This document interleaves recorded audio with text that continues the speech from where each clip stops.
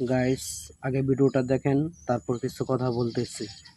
আজকে আমরা হুজুররাই নিজেদের সম্মান নিজেরা নষ্ট করে ফেলাইতেছি, মানুষের সামনে আমাদেরকে সস্তা বানায় ফেলাইতেছি। আমাদের জীবনে একটা ইচ্ছা কি, যে লেখাপড়া শেষ করার পরে আমরা একটা হাসকানা চাকরি লবো, নয়তো নোয়ানি চাকরি, নয়তো ইমামতি।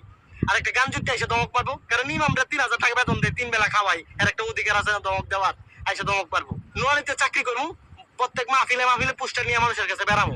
ভাই আলেম হইছে, আমাদের তো ইজ্জত সম্মান থাকার দরকার। এইগুলা বললে আবার কারো শরীরের মধ্যে আগুন ধরে যায়, চুলকানি উঠে যায়। কারণ ইসলামটারে বিক্রি করে ফেলাইতেছি আমরা নিজেরাই।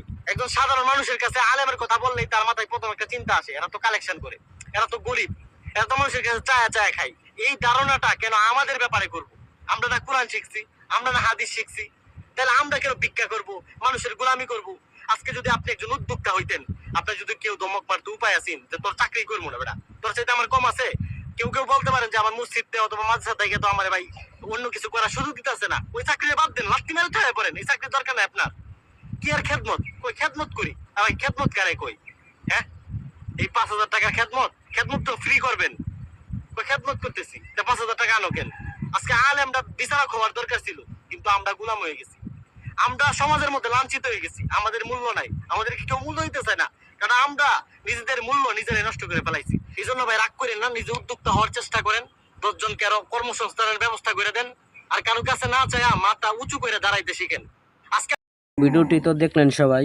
তো ওনাকে অনেকেই চেনেন, আবার অনেকেই চেনেন না। তো বেশিরভাগ মানুষ ওনাকে চেনেন। তো উনি হচ্ছে সানাউল্লাহ সাদি সাহেব। তো উনিও কিন্তু একজন আলেম, ভালো আলেম। তবে উনি একটা মসজিদের ইমাম খতিব ছিলেন। ওনার সাথে মসজিদ কমিটিরা এরকম ব্যবহার করছেন, যার কারণে উনি খেদমত ছেড়ে দিতে বাধ্য হয়েছেন।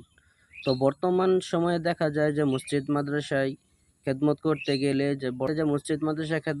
গেলে যে মাদ্রাসার যে মুহতামিম সাহেবরা আছেন, ওনারা, তারপর হচ্ছে আপনার মসজিদ কমিটির লোকেরা, ওনারা কিন্তু এখন হুজুরদের সাথে ভালো ব্যবহার করে না। আর মুহতামিম সাহেবদেরকে কি বলবো, ওনাদেরকে যতই আপনি কষ্ট করেন, যতই ওনার মাদ্রাসার জন্য আপনি খাটেন, কোনোদিনও উনি আপনার সাথে ভালো ব্যবহার করবে না। আমি 5 বছর খেদমত করছি। তো এই 5 বছরের ভিতরে আমি কোনো একটা মুহতামিম সাহেবের কাছ থেকে ভালো কোনো ব্যবহার পাই নাই। তো বর্তমানে এরকম অনেক হইতেছে। তো বর্তমানে এখন দেখা যায় যে অনেক শিক্ষকরা এরকম বলতেছে যে মুহতামিম সাহেব ভালো না, মুহতামিম সাহেব এরকম করে, ওরকম করে। এখন আবার কিছুদিন ধরে দেখতেছি যে যে সামনে তো কোরবানি ঈদ আসতেছে। তো এই কোরবানির সময় উনাদের বেতন আটকে দেওয়া হইছে। কেন রে ভাই? উনারা তো আমাদের মাদ্রাসায় মেহনত করছে। তো উনাদের পাওনাটা উনাদেরকে দিয়ে দেওয়া হইতো ভালো, তাই না? তো উনারা কি করছেন? তো অধিকাংশ মুহতামিম সাহেব এটা আটকাইয়া দিছেন।